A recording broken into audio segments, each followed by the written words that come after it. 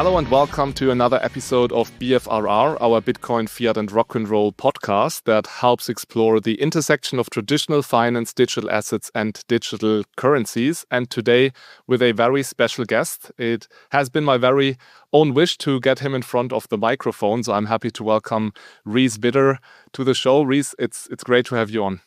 It's great to be on. Thank you very much. So Rhys is a deputy director of the Qatar Center for Global Banking and Finance and a lecturer in finance at King's Business School and at the University of Cambridge. Rhys, where are you based actually? It's a bit of London and a bit of Qatar. Well, in fact, the Qatar Center actually is being wound down because we're taking that in a different direction, but very much still at King's and very much still committed to finance in King's. But yes, I have been involved in the Qatar Center, which is a financial markets and central banking focused research institution. And that actually originally brought me into digital assets. I had to think a little bit about some of what was going on in the Gulf around CBDC. But I've always been based really in London, and we would occasionally have events and interaction in Qatar and the Gulf and around the world, in fact. But based in London, out of the lovely Bush House in Kings. But actually today I'm on the edge of Maida Vale in west central London at home.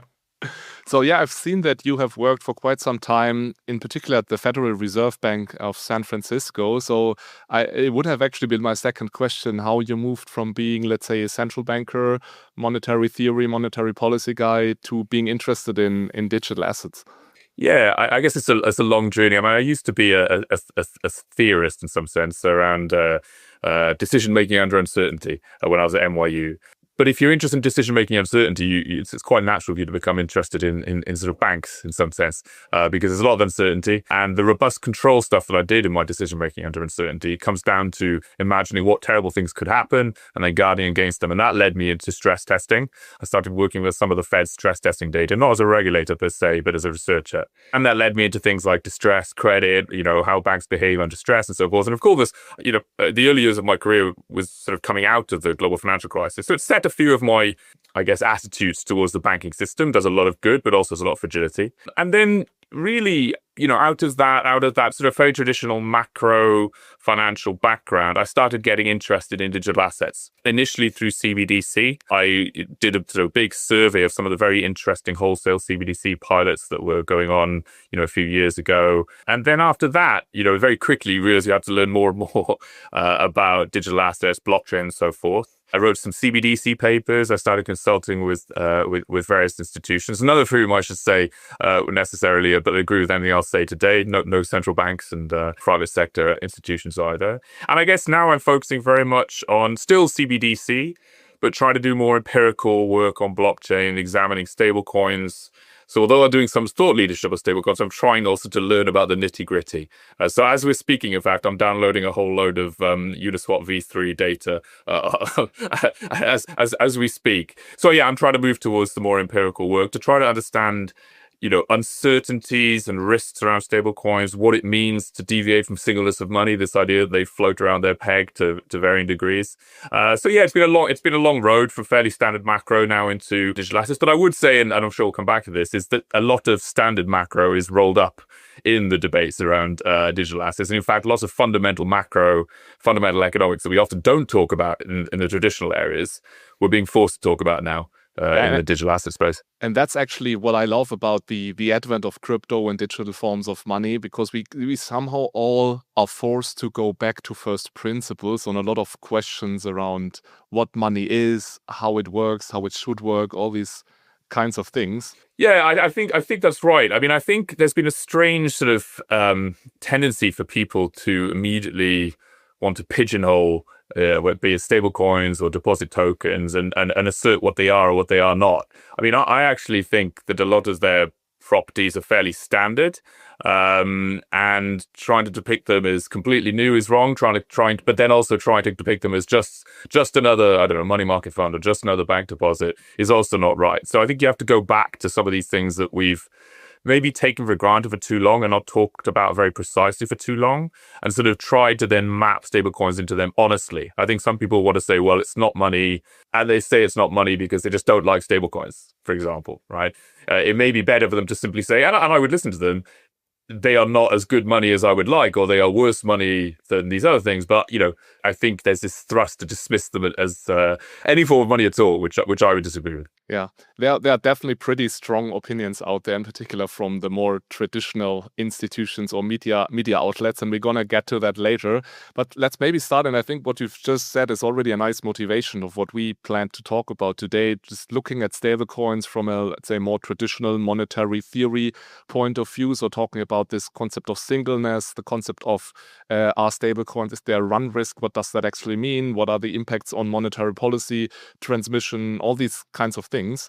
And I would jump right into those points, starting with a counterparty risk, or let's say potential run risk that stablecoins have. And maybe you can quickly explain for the audience where that counterparty risk actually comes from in stablecoins, what a stablecoin run would mean, and how that actually compares to, let's say, the money we use today, meaning bank deposits.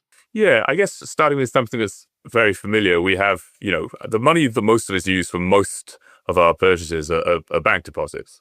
Okay, and although if I see the number of 100 when I open my bank app or website, it means I have 100, in some sense, bank coins. Okay, now it may well have the value of $100, but it's not the same as having $100 in cash, for example. Cash, they're different types of money. Okay.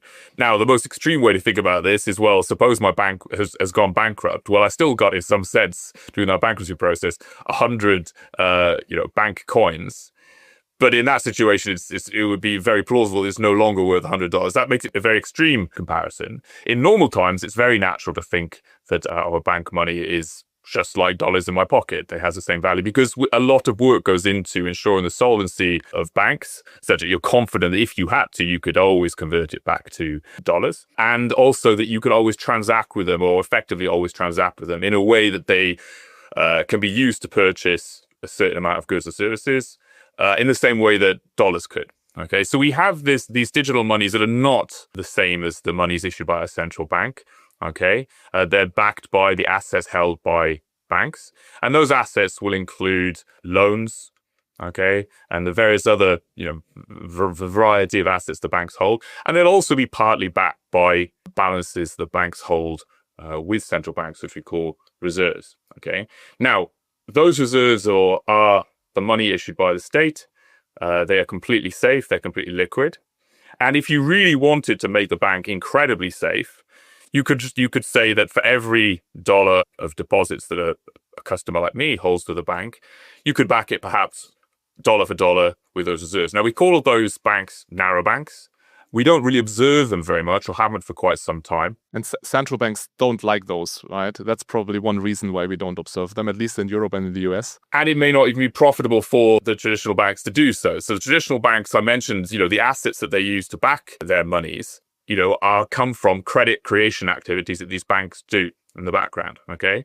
Now, this is extremely valuable for the economy to ensure that some of these assets that deploy and realize their payoffs over long horizons with sort of long maturities can be ultimately invested in. But this requires the banks to do what we call sort of maturity mismatch, whereby they issue the deposits you and I hold, which we can demand anytime we want, okay, to fund these longer horizon assets, some of which may be quite difficult to sell at short maturity. So, for example, a loan to some big factory someday, if you just pulled the plug on that factory, you would probably destroy some of the value of these assets, or you'd have to sell it at a knockdown price. Okay, and this is where some of the risks from that traditional banking model come from, and they have strengths. The credit creation is an important element of it, but the risks are that these banks can, as we say, be run upon if it turns out that there's a mass demand by depositors to redeem their deposits. It could be such a large demand to redeem that those, remember I said part of the deposits are backed by the very highly liquid reserves held at the central bank. Those might be exhausted,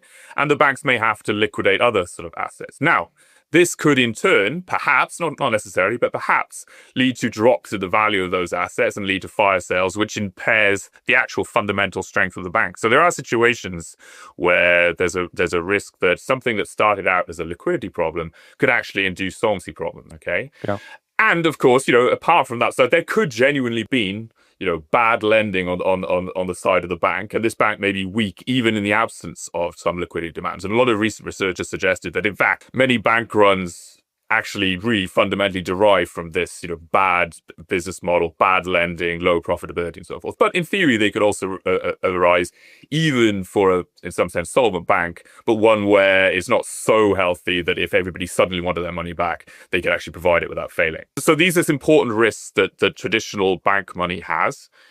And, they're mitigated by having regulation to make sure they do have decent assets in the background, regulation to make sure they have enough liquid assets that they could, liquidate them without a disruptive or declines in value of the assets. Okay. And there's also emergency liquidity facilities and so forth and so forth. So there's lots of structure to allow us to have that, the good stuff from fractional banking, the credit creation, without having the run risk.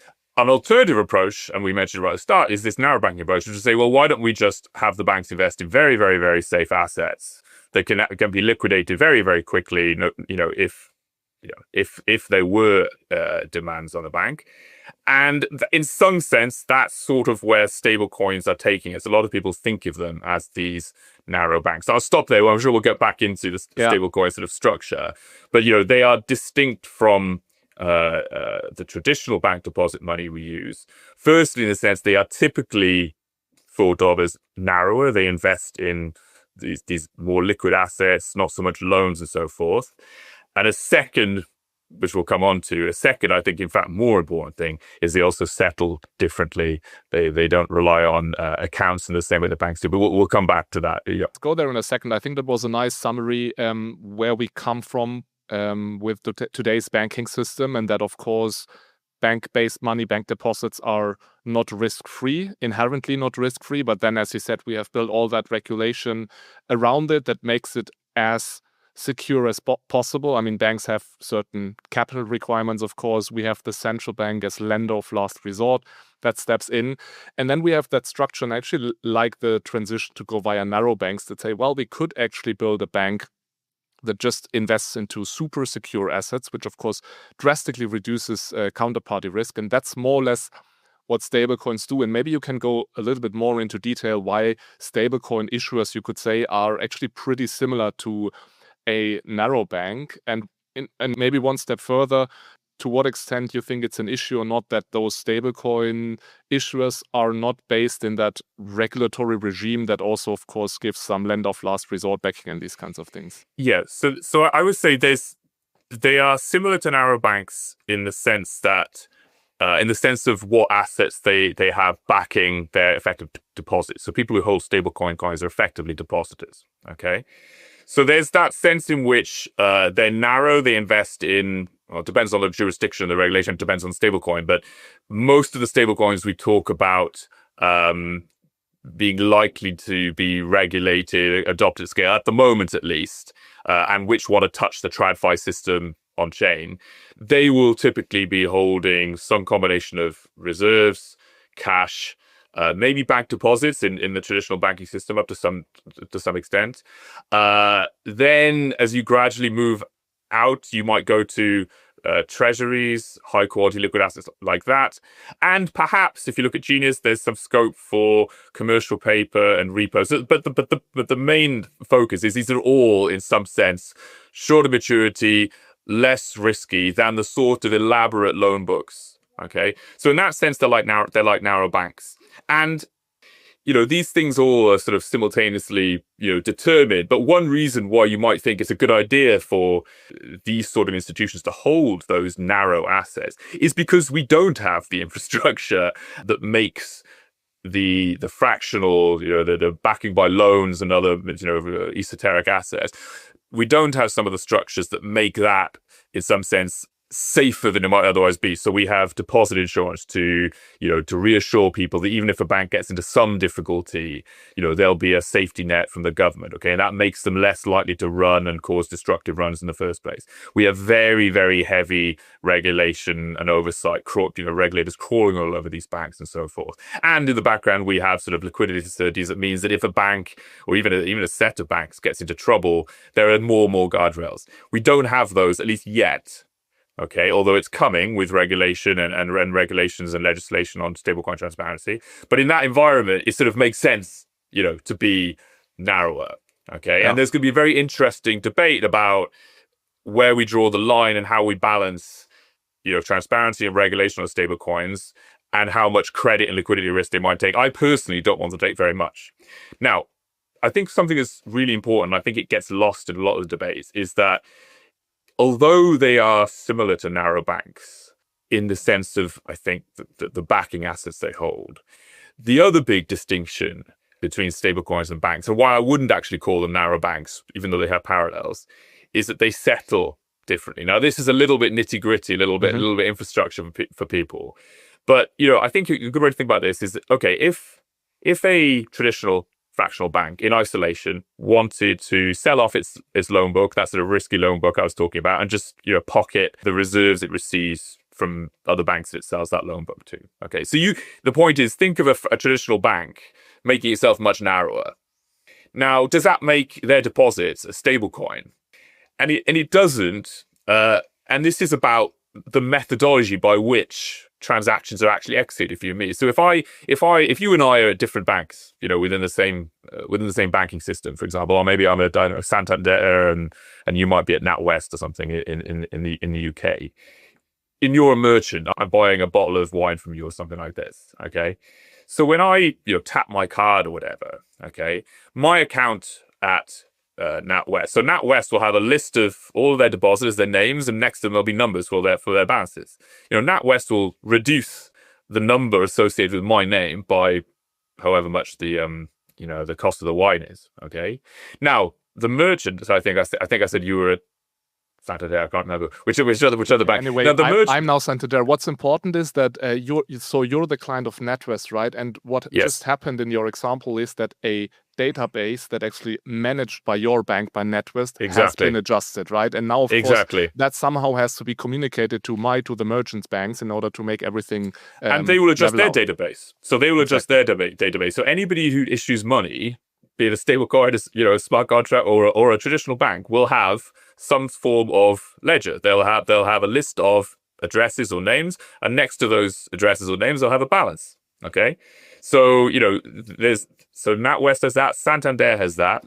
So when this transaction takes place, both of their ledgers and their separate ledgers will be adjusted. So actually, you never receive my bank's money, and I never receive your bank's, or I'm not involved in your bank, but at that point, there's a big hole, which is that one of these banks, in some sense, has reduced its liabilities to me, and the other one has increased its liabilities to you. So that we're not complete, we're not finished yet. Okay. Now, the final step is that these banks have to sort of square this off between each other through the payment systems that are run typically by central banks. They're often called real-time gross settlement systems, and both of those banks have accounts in another form of money, which is reserves, the digital money issued by central banks. So whenever you transact with somebody outside your own bank, it's not that you're giving them money as such. There's just not that elaborate, but there's an elaborate process that defines settlement and completion of the transaction. There's three ledgers, as you put it exactly. There's three ledgers. The ledger the central bank holds, where it has names of the different banks and the reserve balances that those banks have. There's the ledger my bank has, and it has my name and a number next to it. And there's the ledger that your bank has. All of those ledgers get adjusted. There are three monies, one for each ledger. That is not the way it works with stablecoins. Okay, so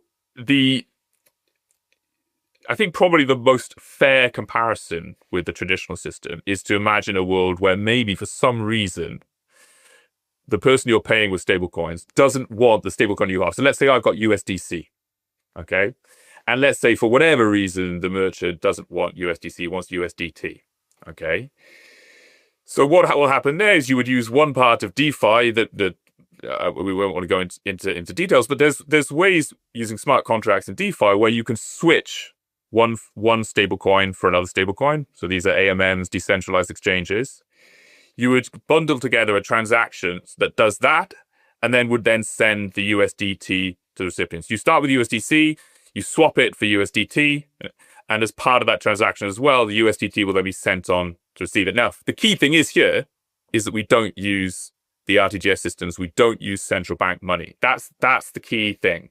And so even if so going back to the motivation, even if a bank made itself narrow, even if a bank sold off all its risky assets and it would still be settling on the behalf of its clients through RTGS systems.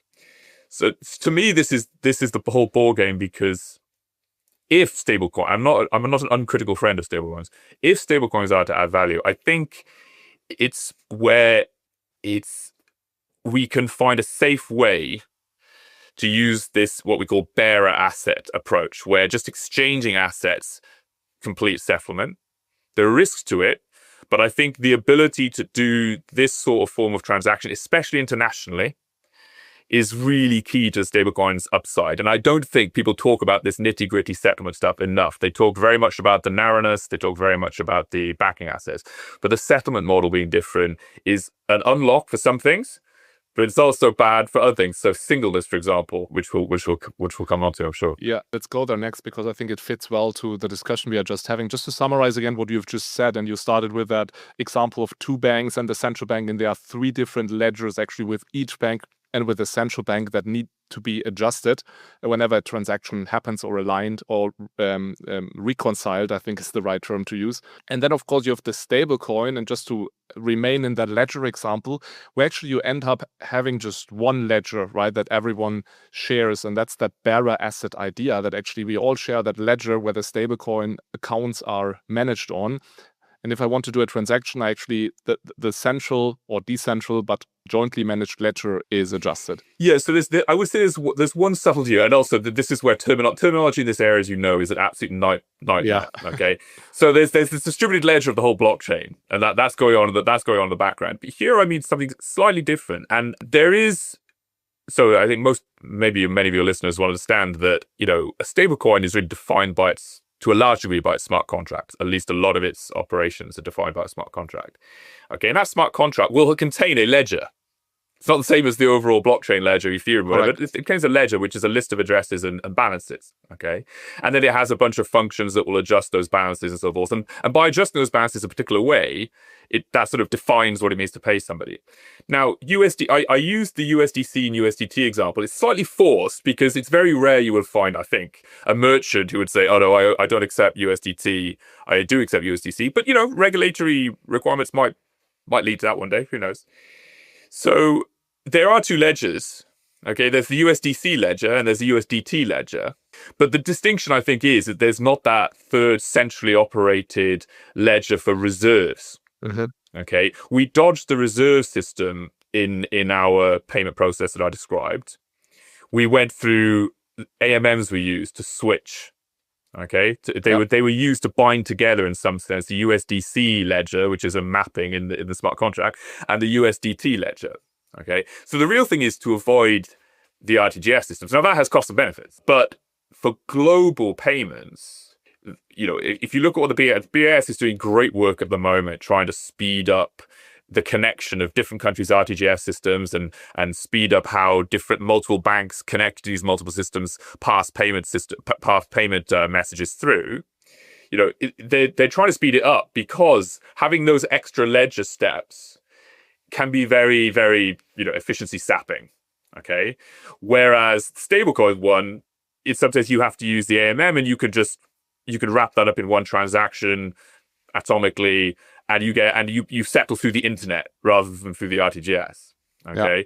So I think it's an important point that I think is missed. Now, the traditional way to defend stablecoins, or to claim stablecoins are much faster than traditional banks, is actually just to use the single ledger case. So it's say, I can pay somebody in USDC, that's it. I don't need to go through an AMM.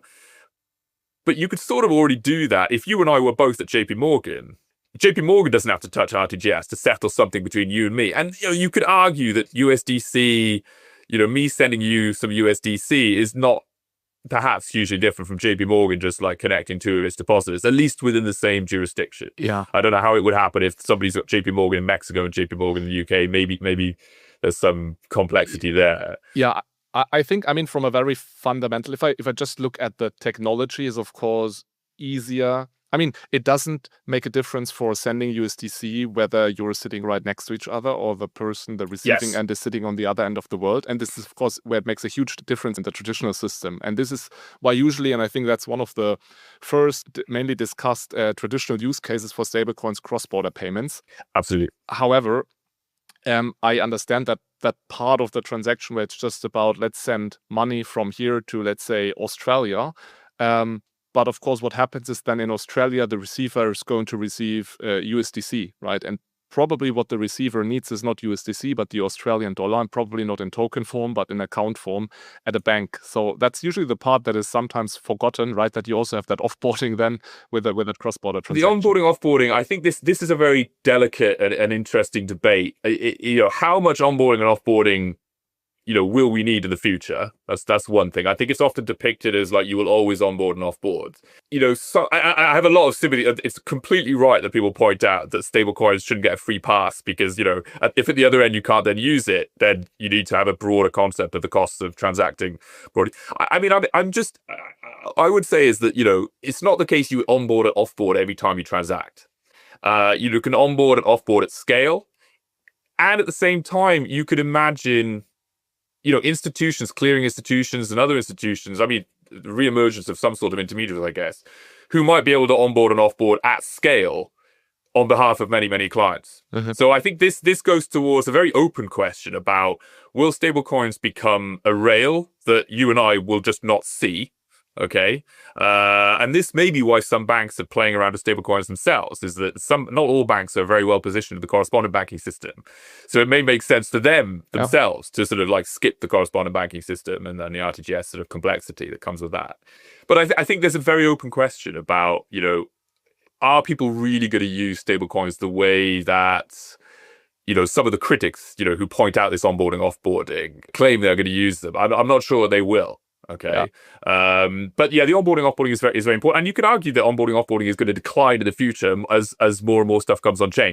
But of course, then you would say, well, are you really confident that much stuff is going to be on chain? Are we really confident there's going to be real use cases on chain in all aspects of our lives and so forth? And that's a question, that is almost unanswerable at the moment. Yeah. But there does seem to be a lot of push towards on-chain, tokenization, and that's supported by central banks, regulators, and so forth. Okay, so to the extent that comes on-chain, institutional agents, it's not at all obvious to me they're going to be offboarding, onboarding institutional users. Retail, less clear. I don't know if there's going to be a killer set of apps that come on-chain. Maybe it's not my expertise. Yeah, definitely a lot of room for service providers kind of filling that gap of onboarding and offboarding. And maybe, it could even be you receive US dollar stablecoins in Australia, but the Visa just makes it very easy to spend it and immediately do a DFX leg right into Australian dollars. Yeah. I think things like, looking at I don't know the details of what Visa and MasterCard are doing, but I think many people think stablecoins become rails partly because we have such sophisticated entities already operating who can handle the sort of the final yard with the user. Okay. And this, for example, we will eventually, I'm sure, talk about singleness, but the idea that people are going to be scared away or there's huge difficulties and risks to loss of trust in the monetary system because retail users will be using a money that sometimes is valued 0.999, sometimes valued 1.001, and so forth. I personally think that's going to be hidden from most users. Okay, if we have retail stablecoin-based payments, it would be astonishing to me if institutions didn't emerge that hide that complexity, hide those risks from the user. But that's exactly one of the criticisms from the Bank of International Settlements. And going back maybe to our example of Santander, NatWest versus USDT and USDC, one thing the BIS would probably say is, look, the big advantage of the NatWest Santander example and the clearing and settlement through the central bank is I can be sure that £1 is always £1 and it will always show as £1. While when I'm using the USDT, USDC example and I have to go through an AMM, there are exchange rate. And isn't that totally significantly increasing the complexity of the whole monetary system? So maybe you can quickly explain what that singleness of money actually means and what that perceived issue would be. Yeah, the idea is, I agree, to a large degree, I agree with BIS on this, and that it's a sort of triumph of the traditional system. One of the strengths of the traditional system is that we do have this sort of no questions asked property around any money. It's always they're always at par. Okay, so yeah, the idea is that within a currency zone, all monies we use effectively are at par constantly. That we think of a pound in our pocket pretty much the same as a unit of Santander coin. Okay.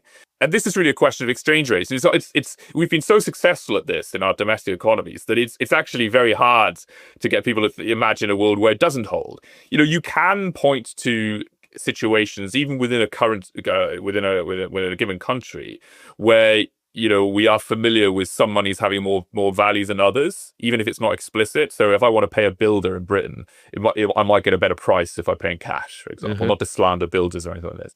Okay, or if I'm in a cab in Hong Kong, it's still actually there.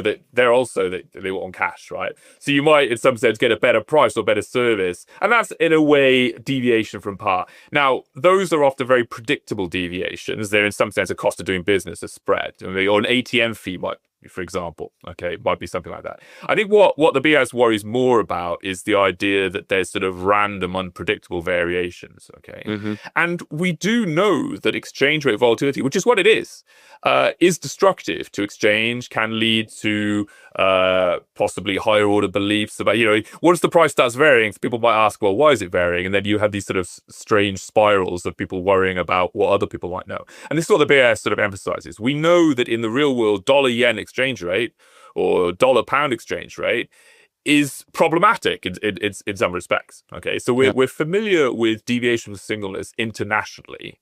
What's very unfamiliar is having it within a currency system, and that's why the introduction of stablecoins has been such a sort of cognitive sort of dissonance moment. Okay, and the word. Sorry, before we go to stablecoins, let me just jump in again and talk about the traditional system, because I think one thing is important, and we discussed it earlier. The singleness of money in the traditional system does not come from the fact that there is no counterparty risk. In my opinion, it mainly comes from the fact that you just can't trade different liabilities from different banks. There is no way to give a price to the NatWest deposit versus the Santander deposit. The only thing I can discriminate between the two is by pulling out my money, right? But not by giving them a value. I think I have a lot of sympathy for that view. So you're right. There's sort of on the intensive margin day to day, it's effectively impossible in the systems that we work with to discount one commercial bank's digital money from another. Now, if you're tapping your card, the point of sale system that you're working at just won't even compute this. Okay. Yeah. But that doesn't mean these banks are safe. It means that they are firstly safe enough to be regarded as solvent, safe enough because of that regulation, because they have a certain amount of safe collateral they can use, they can access things like emergency liquidity facilities and so forth. And what that means is that, look, as long as this bank is solvent, it will always settle, which means that nobody has to really question the money. And they know that it will settle at exchange rates that are hard-coded in that process I described earlier, right? The whole system is set up to hard-code singleness, right? The value of the bottle of wine I'm buying, that will be deducted from my bank account. It absolutely hard-codes it. And on top of that, then lots of other systems can just take singleness as given, okay?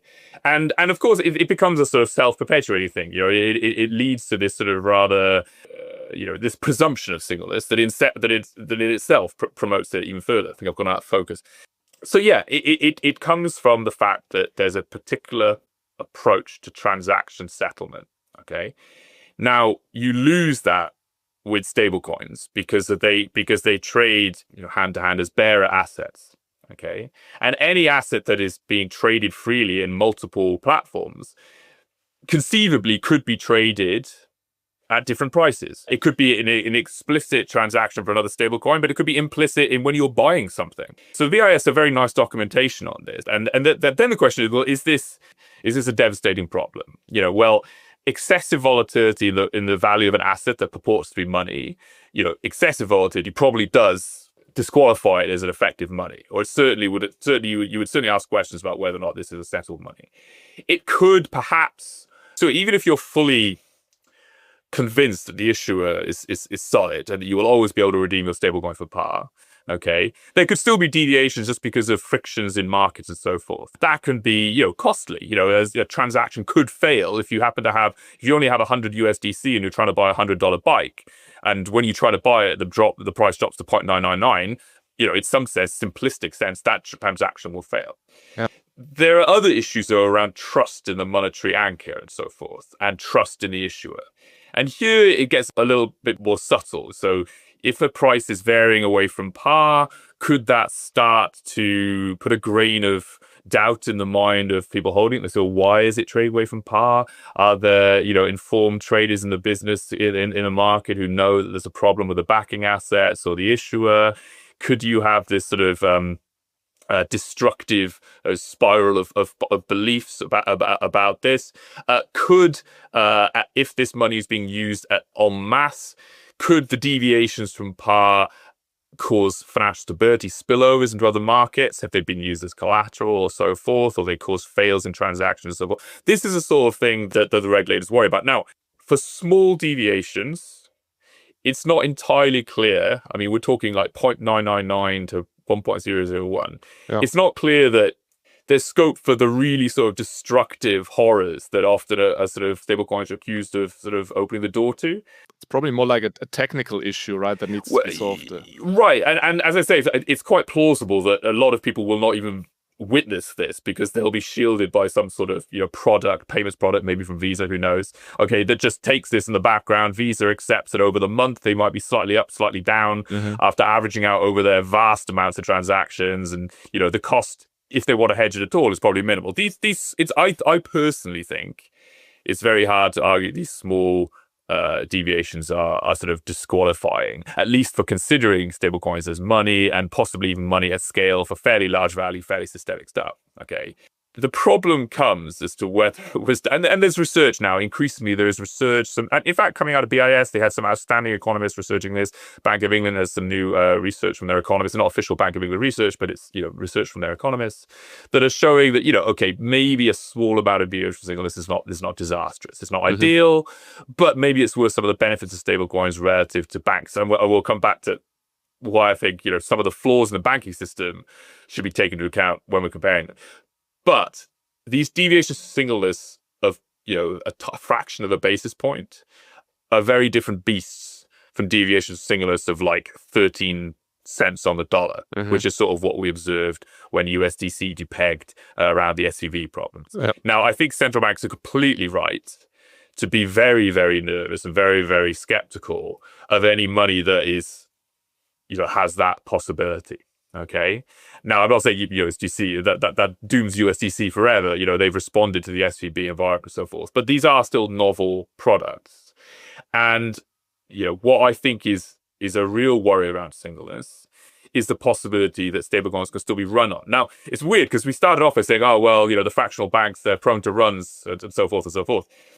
Maybe stablecoins, because they hold narrow assets, are not so prone to runs, and probably it's probably true they're not so prone to runs. But you can still run on something, a money issuer who's backing assets at quite high quality collateral, like treasuries, for example.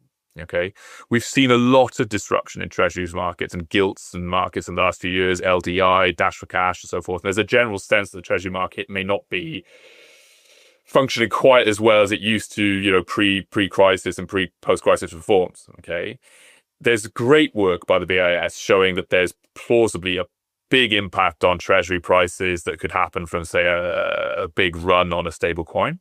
Okay, and that's something we have to take very seriously. So I would, on the singleness of money debate, I would really distinguish small deviations, okay, which are not ideal but are not destructive and probably will shrink further as they improve and they mature. Large deviations. Now, large deviations are something that we need to fix. And the question is, how do you fix those? Partly it is having narrow assets that don't become questioned, don't lead maybe to runs in the first place. But I actually would, it's very hard to do, but I would really encourage regulators to think about how to provide emergency liquidity facilities that would, in some sense, prevent those big destabilizing runs, provided you're sure that the stablecoins do hold the treasuries and the gilts and the so forth that they claim to hold. Because I think to me, that's central banking 101, but it is quite difficult to do for global stablecoins. Let's keep it simple and say US dollar stablecoin active in the US. I mean, and let's assume well regulated and they have all the collateral they claim to have. Then I think the emergency liquidity provision by the central bank is almost a no-brainer because, and I know you've written about it, these stablecoin issuers are sitting on a huge pile of high-quality liquid assets. So the best of the best collateral that a central bank could wish for. And the central bank, in case of an emergency, would just have to lend against this high quality collateral, which it anyway does with all the banks, right?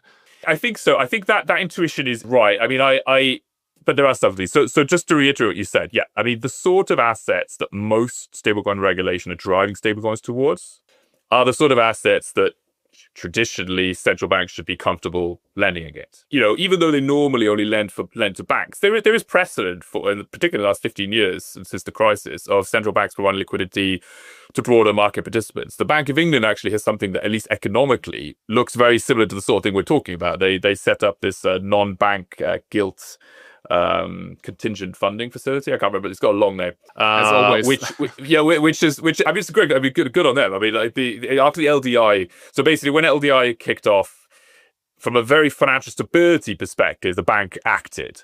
Okay, in terms of like stepping in, I can't remember, buying gilts or lending against gilts. I can't remember the exact details. Okay, but they took a lot of heat because it looked like a monetary operation. The balance sheet popped up again a little to some degree, and they were getting criticised for doing sort of. And I should reiterate, I don't speak on behalf of any central banks and so forth. But I think it made sense for them to say, right, if we're going to do that possibly again, we should have something that makes it very explicitly a financial stability thing, and setting up a facility explicitly for that would maybe be the natural approach. That's my interpretation of what they did. That thing actually looks a lot like what you and I are talking about with stablecoins. So let's not necessarily have stablecoins constantly going through the RTGS system like we've talked about, but in times of real liquidity pressure, a solvent money issuer perhaps should be supported by public infrastructure like lines. Okay, you put it very subtly, which is look, if all stablecoins end up being USD stablecoins, I don't think that'll be the case, so we'll maybe come back to that. Yeah. Then it might be that the Fed ends up setting something up for these, okay? Or, ex ante or ex post. Maybe they don't set up ex ante, but maybe these things become so systemic and, a collapse is so unacceptable, and they have the collateral you can lend against, that maybe ex post it just happens. Okay. I think that the key thing here is that model is very much like the traditional single economy. You've got money issuers in that economy, the central bank who handle stuff. Great. I think the problem is, and maybe even it will apply to some of the USD ones as well, is that global stablecoins are global. Mm-hmm. And, let's take Bank of England. So Bank of England is supposed to worry about British citizens, I guess. Okay. And traditionally, for these secured lending facilities, they would be regulating and have oversight over the institutions custodying these things or posting this collateral. Okay, they might lend against. Now, with stablecoins, a lot of the depositors of a stablecoin might be, I don't know, German, Polish, Mexican, whatever. So, is there a sense in which any central bank, Bank of England or anybody else, would provide the optimal amount of guardrails, given that maybe they only care about a certain subset of the depositors? But maybe more importantly, will they have access to the collateral? So what collateral and where is that collateral held is a big question for global stablecoins. So am I going to lend against a stablecoin as collateral if that collateral is held in a jurisdiction where maybe I'm not that confident about how it's held or whether I can access it to protect the taxpayer? So I think economically, it sort of does feel like a no-brainer that these stablecoins generally have short maturity treasuries and are just lend against them. But it's more difficult than that. And I think in the end, what it means is that we need a lot more. We've got global money now, and we need a global lender of last resort. That's easier said than done. We need, at the least, we need standards harmonized on, custody, access to collateral, and so forth. And to get international lender of last resort, I mean, that's a massive, massive project. I mean, there's maybe. So I point to CLS. So there was a Herstatt risk, a big German bank, I think, went down, a few decades ago, and this motivated enormous change in how financial exchange, foreign exchange transactions were settled. Okay, and this institution CLS was set up. It took a huge amount of international global cooperation and so forth. I would channel that spirit again in thinking about how to respond to stablecoins. Because right now, jurisdictions are regulated for stablecoins, but they're doing it in a rather disparate way. I am unhappy with the lack of BIS coordination on stablecoins, in contrast to the excellent work they're doing coordinating very ambitious deposit token, RTGS, also CBDC things. I think there needs to be international coordination on liquidity facilities of its some form. Until we have it, I'm still quite nervous in some sense about some stablecoins. Now, maybe if they're all USD, the Fed will step in. I don't know. But like when we have a multi-denomination world with lots of stablecoins floating around from different jurisdictions, I think it's a really big issue that we don't have a coordinated international response. And I was just about to mention the BIS or the role of the BIS, because they are currently tackling with Project Agora, etc., projects that are not less complex than, let's say, a global lender of last resort. So I agree with you that they are very much focused, of course, on more or less transforming the existing banking system, let's say, on-chain, and I appreciate that, and it's important to think about these things. But I would also agree with you that they probably underappreciate the role of stablecoins, or the role stablecoins could play in the future. And I'm a big fan of the publications of the BIS, and there are so many smart people working there. But at the same time, I'm also a bit disappointed by the stance they take towards stablecoins. I mean, this might have changed recently, but I would say still 90% of the publications of the BIS are just outright negative and almost hostile against stablecoins. And I always wonder, why can't these smart people also take a different view and think about what if stablecoins actually became that big? How could we make it secure instead of just saying no, never stablecoins that focus on bank deposits? Yeah, I think they're at a sort of corner solution at the moment where almost all of their practical constructive work is around deposit tokens. Or tokenized deposits, whatever you want to call them. There are subtle differences, but let's just call them deposit tokens. I think it'll change. I think that a lot of good work can and will be done around improving the sort of infrastructure that Agora is focused on. They've identified pain points in regulatory divergence that Mandala, for example, this project Mandala is solving. And by the way, I think Mandala, a lot of the findings from that will map directly through to stablecoins as well. Mm-hmm. I just think that there needs to be this understanding that not all settlement has to go through central banks. And for cross-border in particular, it can be quite a significant unlock, I think. I think you'll always struggle to get... you get a bunch of central banks in the room.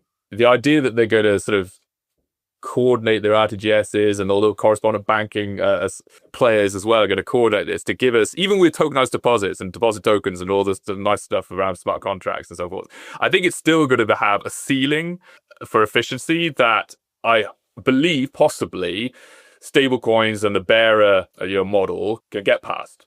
Now, I would prefer, if the stablecoins are going to do that and are going to avoid this system, I would prefer that they do it in a safe way. And I think the BIS could help, not just the BIS, FSB and general central banks getting together. I think they can help make it safer. And they can also make, I often think about policy having two targets. One is to stop like a catastrophe, so financial stability. That's what I mean by making it safer. But just day to day, making it function better. I think there should be more coordination on stablecoin standards. Okay, fairly technical standards. At the moment, I don't know. Is it MAS that is allowing 5 days for redemption, and MICA is like as soon as possible, and the FCA have been talking about end of next business day and so forth. But that's a minor example, but I recently wrote a note about how one would possibly have a sort of ERC20, but stablecoin specific. I actually think this is something that would be a natural pilot for them. Okay, and the more fungible these tokens become, the more standardized, at least in their core activities, they become. I think the better functioning they'll be day to day. So I think there's two things. I think there's this very big idea of how we somehow coordinate a coherent lender of last resort liquidity, facility type thing. Okay. And then I think there's leadership on how we go about, stablecoin best practice day by day. I think if those institutions did that, we would have a much safer, much better stablecoin system. And at the moment, they don't really seem to be doing it. Apart from Project Pixtrial out of the BIS Innovation Hub in London was very good. It had some very sensible, suggestions about how stablecoin balance sheets should be monitored and so forth. It's great, but I think they need to do more, and I think they have to do more. I mean, like, it's one thing to say, "Oh, singleness of money makes stablecoins terrible," or They're not elastic. They're not elastic, but they're currently making a big emphasis about banks can sort of ramp up the money supply very quickly in a way that stablecoins can't. I don't fully buy into the logic there, though there is some for sure. Yeah, but it's a bit like saying you're riding a bicycle and it can't go as fast as a car. I mean, that's a fair point, but stablecoins are not about elasticity and loan creation, right? They are deliberately avoiding that for security reasons. So I find some of these arguments a bit unfair, to be frank. Very often, what I feel when I read some of the arguments is I can see the logic. I can see the logic around elasticity. I see the logic around singleness.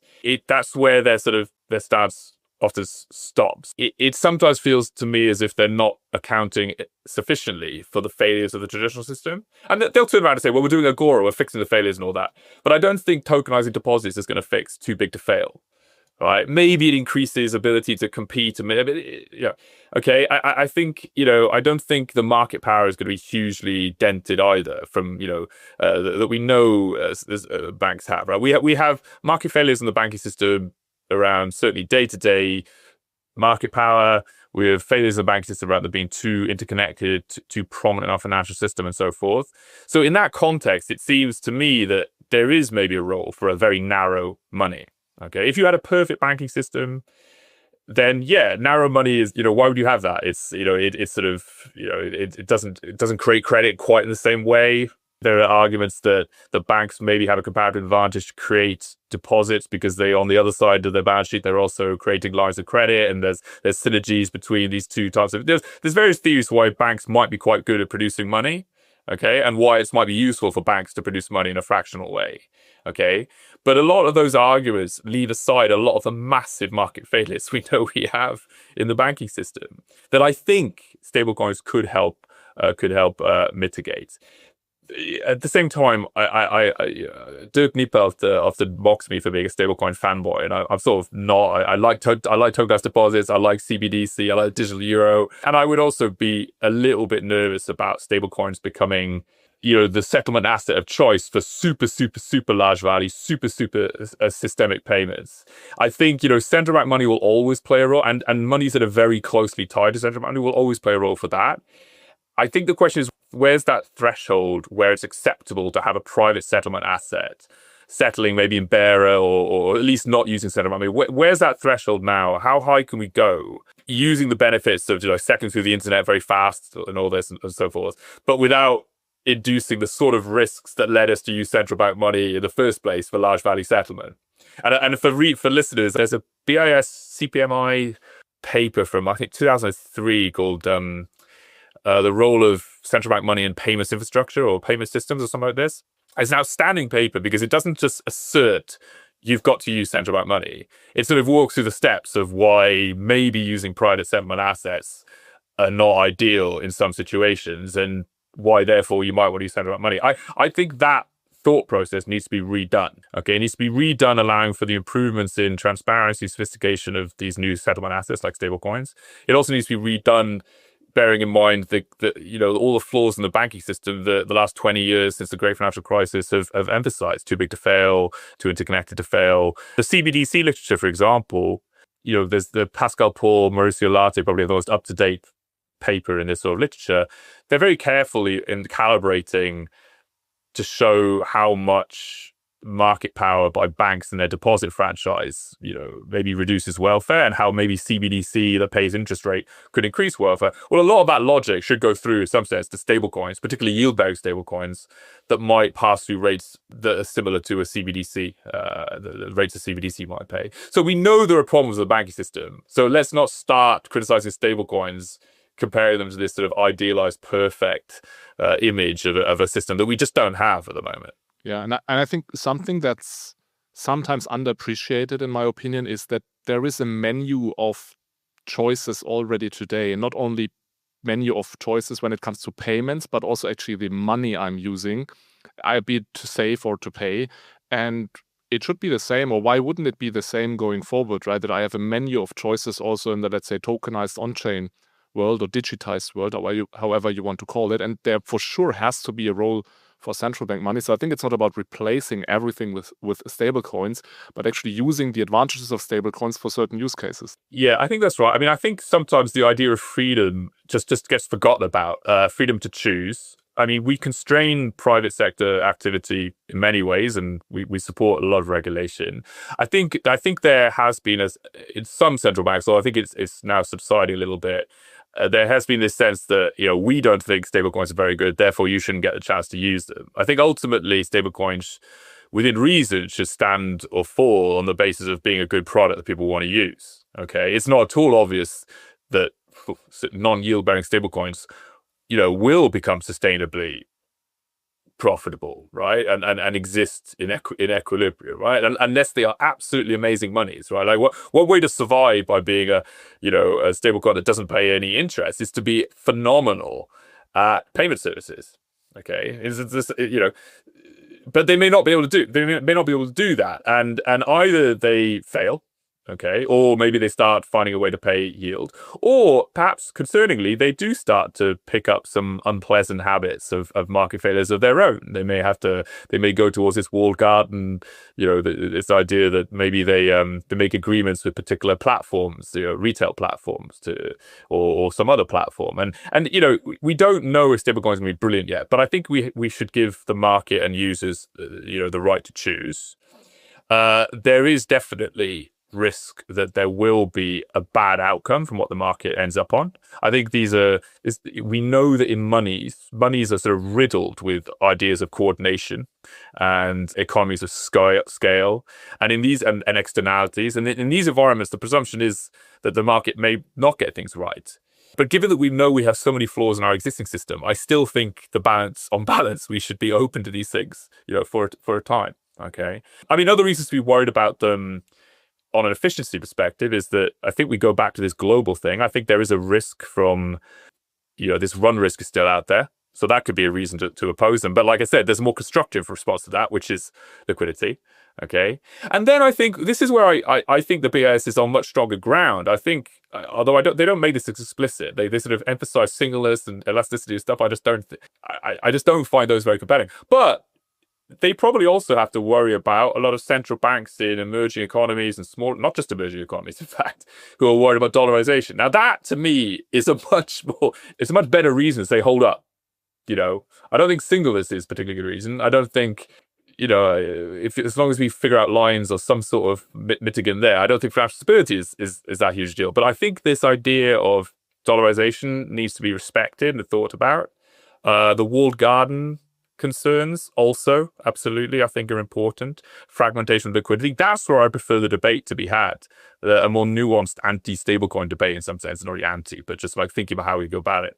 So by not having these debates, I think we're not even considering how to mitigate these things. So dollarization, for example, there's two ways in which people are worried about stablecoins undermining monetary policy. So one, I think, is sort of slightly strangely self-defeating in the sense that people say, oh, well, the interest rate pass-through isn't going to be very direct because these stablecoins aren't paying any yield. Well, okay, let them pay yield. Okay, so some of the same people who are criticizing for that will be anti-letting them pay yield. I think, it's reasonable to think maybe that in a competitive environment with such a simple business model and simple narrow backing assets that are probably yielding a rate very, very close to the policy rate, it's reasonable to think that the stablecoin paying yield would eventually pass through monetary policy, at least quite predictably. Rhys, let me just quickly explain this argument and make sure that all the listeners are following. So what you're saying basically, and please let me know if I misunderstood you, is that one criticism of stablecoins is, well, they are hampering the transmission of monetary policy. And the transmission of monetary policy usually goes through channels that are impacted by interest rates. So the central bank changes interest rates. And then, of course, these interest rates are carried over or transmitted to, let's say, retail client business and so on. And they change their behavior due to these different level of interest rates. Now, with stablecoins, they do not pay interest, right? So 0% interest. And the idea is if everyone now holds stablecoins, the central bank can change interest rates up and down. It won't have an impact on the real economy. So what you just said was, well, then let's just let these stablecoin issuers pay interest, and then you have that transmission mechanism. Yes, basically. I mean, there are subtleties there. And I think central banks are quite right to be a little bit nervous about maybe the possibly destructive pace of industrial change if suddenly stablecoins start paying interest and banks have to change their models very rapidly. But I think conceptually, as what you just said is sort of right. The way I think about it, at least, it's well understood. Well, the transmission mechanism you described is how most people think of it. Absolutely. A point to make is that the way that interest rates are passed through, in particular, say through the traditional banking system, is not completely direct. There are spreads and markdowns that we know that we don't necessarily get passed through to our deposits any rate rise for the policy rate. Okay, and consumers complain about this a lot. So there's a whole load of market power there that's intermediating between the interest rate that the policymakers set and the interest rate that ultimately gets confronted by users. There's also factors coming from the health of banks. The health of banks may vary over time. An action by the central bank to change interest rates may lead to changes in the health of banks that lead to changes in the interest rate that they pass on to firms and households that maybe makes the pass-through much less predictable for the central bank. Okay, so the pass-through through traditional banks is not direct and it can be quite unpredictable. Okay, the question then is would we expect a more direct pass-through through a yield-bearing stablecoin? So if a stablecoin isn't paying yield, as you say, it's not going to, the interest rate pass-through is going to be very indirect. There are ways. I came back from Frankfurt yesterday. It's a good paper by Jean Barthélemy and co-authors about how there is a surprising amount of pass-through from policy rates into the rates at which stablecoins are lent and borrowed. But there's also a lot of noise in that process. Okay, so there are ways to get interest rate pass-through for stablecoins at the moment, but because the vast majority of them don't pay yield, it's rather tortured or rather indirect through various markets and so forth. The idea of a yield-bearing stablecoin is you say, look, I'm a yield-bearing stablecoin. I'm stacked full of short maturity treasuries, for example. Okay.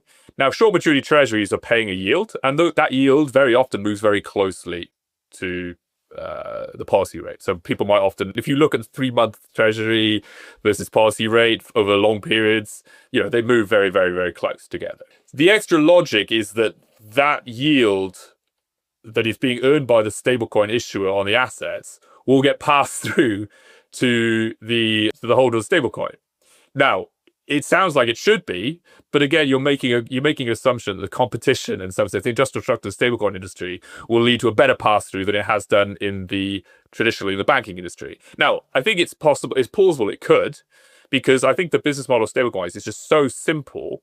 I'm very much not an empirical IO guy, but so simple. It seems that it should be a market where the mapping from sort of costs, in some sense, to prices should be somewhat simpler, and the business model should be replicatable at scale, and there should be sort of a more competitive environment. But also, you could say, well, their balance sheets are a little bit less crazy, and therefore, to the extent that the pass-through in traditional banks is sort of noised up by big changes in bank net worth and losses on parts of their portfolio and so forth, that might not be quite such a large source of noise in the stablecoin model. So this needs a lot of research, but I think yield-bearing stablecoins look as if they at least should be a more predictable pass-through of monetary policy. Whether or not we're more powerful is another matter, but at least more predictable, perhaps. So I would have a very simple solution to fix the financial stability issue and at the same time the monetary policy transmission issue, which would be just allow stablecoin issuers to get access to the central bank balance sheet and force them to hold 100% of their assets in central bank reserve. You would have one-to-one, let's say, transmission of rates, and you would have no concerns about financial stability. What do you think about that? So this is something the Bank of England was sort of pushing in one of their, not too hard, but in one of their early pieces on their thinking on this topic. They were advocating reserve-backed stablecoins. But with zero interest rates, right? It was without interest rates. I think that's what they said. Yes, I think that's right. And then you've got the narrow bank with Jamie McAndrews in the US, which has had a strong flavour of this. You've got Tirupam Goyal at BIS, it's not BIS policy, but he's written some notes on reserve-backed stablecoins. I have some sympathy for this. I think the worry that stablecoins issuers would have is that they can't make enough money this way, even if it is paying some sort of interest rate. And we are seeing that there's a lot of political pressure on central banks at the moment for paying interest to a sort of small set of financial institutions. Whether or not that political opposition would sort of stymie this idea that you have is open to debate. I wonder if to get access to the central bank, perhaps we would lose some of the innovative capacity of these new money issuers. Maybe not. I am more open to reserve-backed stablecoins than I used to be. I think it would be useful while we learn about the business model, while we learn about those risks of these markets, for them to have significant or some of their reserve assets at the central bank. It's always very delicate to figure out who gets access to central bank balance sheets. But, I think at the moment, the ECB has been expanding reserve accounts to non-banks, not for this purpose. It's been very much for sort of enabling day-to-day transactions rather than holding backing assets as such. You probably know, was it in the last couple of months they made this change, or they defer it to October? But the idea was that there were going to be some more non-bank accounts in Target, right? But not for what you're yeah, for transaction, right? Not for what you're talking about. So I have some sympathy for this, and I quite like the idea that while we learn about these risks, we have a chunk of the backing assets that are super liquid and super and of course riskless. It would also be a way for these mechanisms to learn how each other work. Okay, so if we are going to have an emergency liquidity facility that I talked about before, it'd be quite useful if you already have the infrastructure set up such that there is some connection between the RTG and probably the collateral.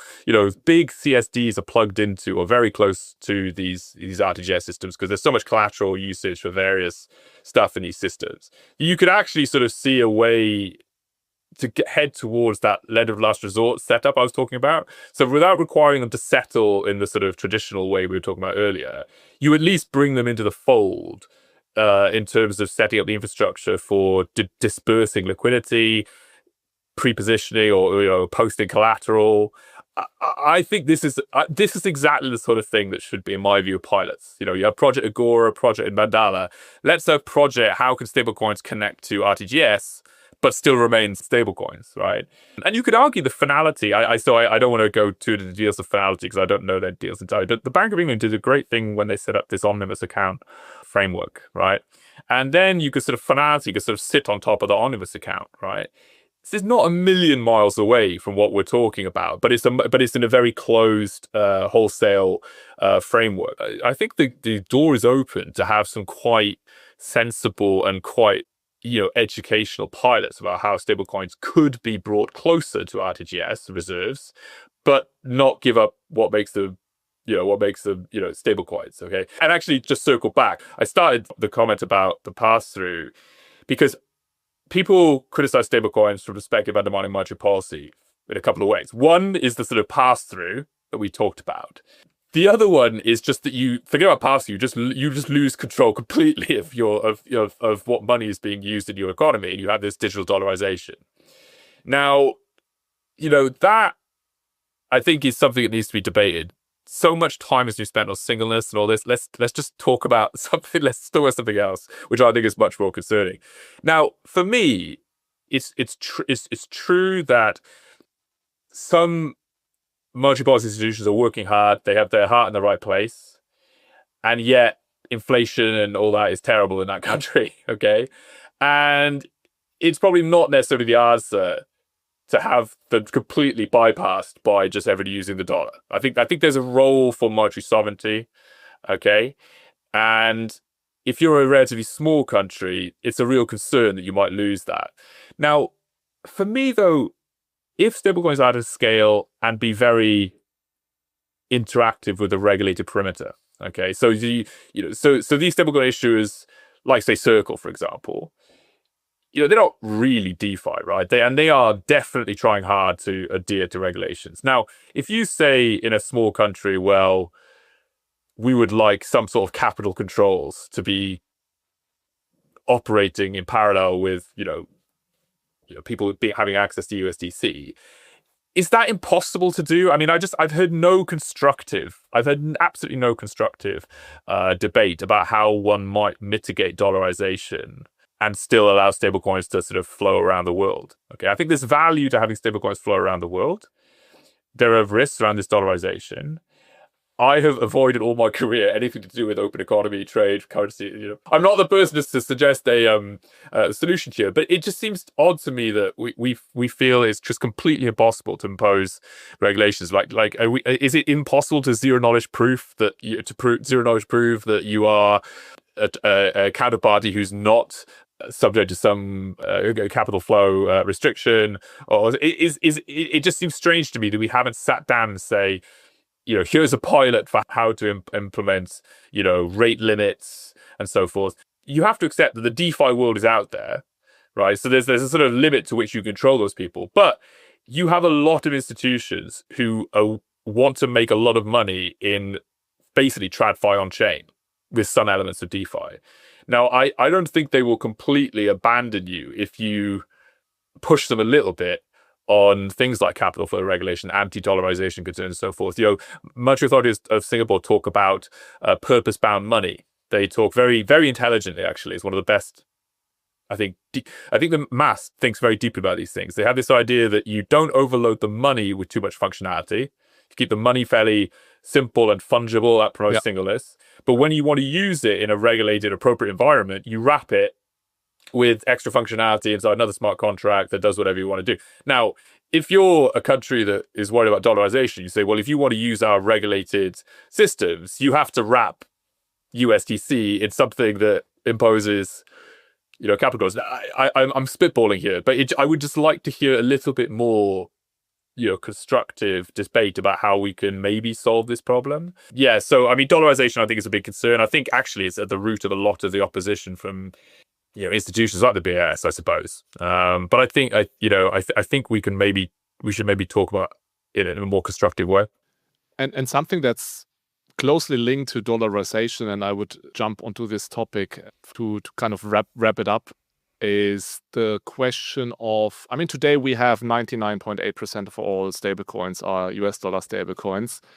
My question would be, what's your kind of outlook? Is this always going to be the case? So will US dollar win, or do you think that there will be a multitude of stablecoins with different currencies? I think for wholesale and flows that are underpinning very large companies' international activities, it's plausible that it will be forever dominated by dollars. But having said that, there is currency risk, right? People don't like currency risk. And I think certainly on the retail side, if you're, small to medium-sized firms and households and so forth, if you think about the Eurozone, you don't want exchange rate risk when you're going to the shops and so forth, Correct. Right?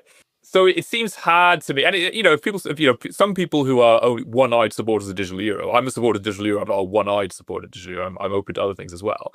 Those sort of products were or have been pitched as a sort of digital cash, as cash to clients, as replace it. So we're talking about these sort of retail, medium, small, medium, right? And I just don't see that, as long as Europe keeps on denominating things in euros, which I think it's a massive block, that will continue to happen. I don't think the people on the street are going to want to be holding dollars as their go-to, certainly not significant amounts of it.